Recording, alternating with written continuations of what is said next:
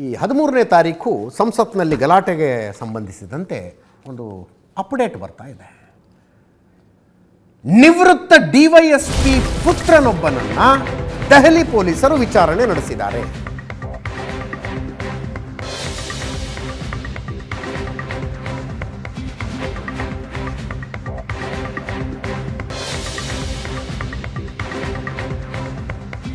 ಸಾಯಿ ಕೃಷ್ಣ ಬಾಗಲಕೋಟೆಯವನು, 30 ವರ್ಷ ವಯಸ್ಸು,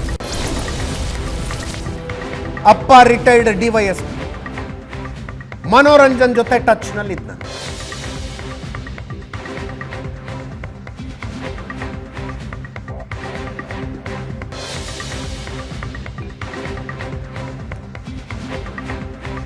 ದೆಹಲಿ ಪೊಲೀಸರು ವಿಚಾರಣೆ ನಡೆಸ್ತಾ ಇದ್ದಾರೆ.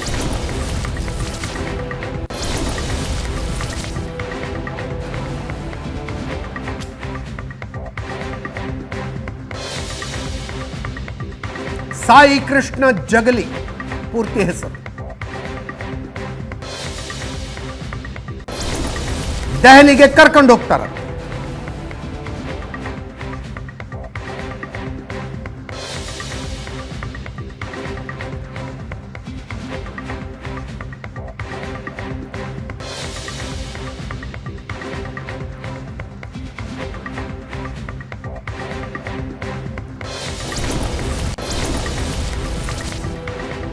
ನಿವೃತ್ತ ಡಿವೈಎಸ್ಪಿ ಮಗ ಸಾಯಿ ಕೃಷ್ಣ ಜಗಲಿ ಈತನನ್ನ ನವನಗರ ಪೊಲೀಸ್ ಸ್ಟೇಷನ್ಗೆ ಕರೆಸ್ಕೊಂಡು 2 ತಾಸು ವಿಚಾರಣೆ ನಡೆಸಿದ ದೆಹಲಿ ಪೊಲೀಸರು ದೆಹಲಿ ಕರ್ಕೊಂಡು ಹೋಗ್ತಿದ್ದಾರೆ. 13ನೇ ತಾರೀಕು ಪಾರ್ಲಿಮೆಂಟ್ನಲ್ಲಿ ನಡೆದ, ಲೋಕಸಭೆಯಲ್ಲಿ ನಡೆದ ಸ್ಮೋಕ್ ಬಾಂಬ್ ದಾಳಿಗೆ ಸಂಬಂಧಿಸಿದಂತೆ ಈ ವಿಚಾರ. ಇಬ್ರು ರೂಮ್ಮೇಟ್ಸು ಅಂತ ಎಲ್ಲಿ ಅನ್ನೋದು ಗೊತ್ತಾಗಬೇಕು.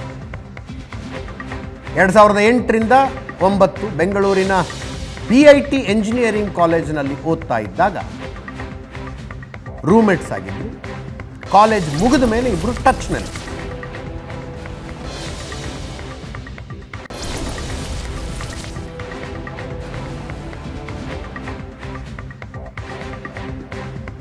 ಒಂದೇ ರೂಮ್ನಲ್ಲಿದ್ರು, ಕಾಲೇಜ್ ಮುಗಿದ ಮೇಲೂ ಟಚ್ನಲ್ಲಿದ್ರು.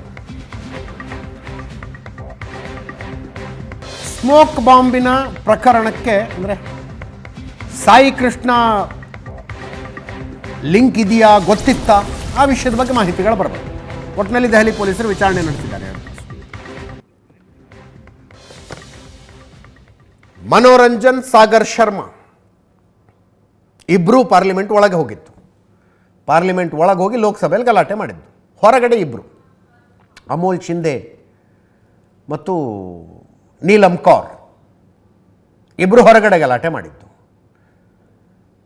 ಈ ಪ್ರಕರಣಕ್ಕೆ ನೇರವಾಗಿ ಮೇಲ್ನೋಟಕ್ಕೆ ಸಂಬಂಧ ಇಲ್ಲದೆ ಇರುವ ಮೊದಲನೆಯ ಬಂಧನ ಆಗತ್ತಿದು. ಅಕಸ್ಮಾತ್ ಬಂಧನ ಆದರೆ, ಇನ್ನು ತನಕ ಇದನ್ನು ಬಂಧನ ಅನ್ನೋದಕ್ಕಾಗೋದಿಲ್ಲ, ವಶಕ್ಕೆ ಪಡೆಯಲಾಗಿದೆ.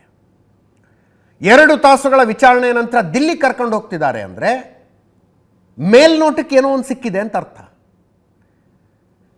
ಟೆಕ್ನಿಕಲ್ ಎವಿಡೆನ್ಸ್ ಮೇಲೆ ಮನೆಗೆ ಬಂದಿರ್ತಾರೆ. ವಿಚಾರಣೆಯ ಸಂದರ್ಭದಲ್ಲಿ ತನಿಖೆಗೆ ಸಹಾಯಕವಾಗುವಂಥ ಅಂಶಗಳು ಹೊರಗೆ ಬಂದಿದ್ದಕ್ಕೆ ದಿಲ್ಲಿ ಕರ್ಕೊಂಡು ಹೋಗ್ತಿದ್ದಾರೆ ಅಂತ ಅರ್ಥ.